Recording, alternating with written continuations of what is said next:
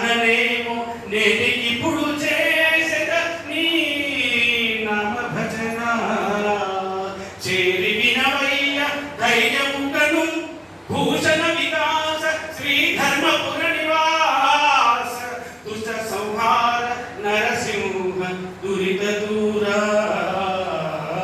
శేషపక్కన మనం అందరూ లేకపోవచ్చు, కానీ నాకు మీ అందరికీ తెలుసు ప్రపంచ తెలుగు మహాసభలప్పుడు కేసీఆర్ గారు 2017లో పెట్టినప్పుడు మన కామారెడ్డి బిడ్డ నటేశ్వర శర్మ శ్లోకంతో ప్రారంభమైంది.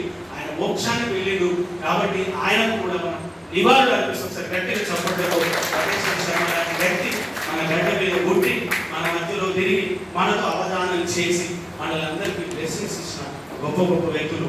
అదే రకంగా ఈరోజు నేను శ్రీశైలం అందరం మాట్లాడుతున్నాం అంటే ఈ కామారెడ్డిలో పుట్టిన పాండురంగ శర్మ గారికి వ్యాఖ్యానం చేసిన అద్భుతమైన వ్యక్తికి.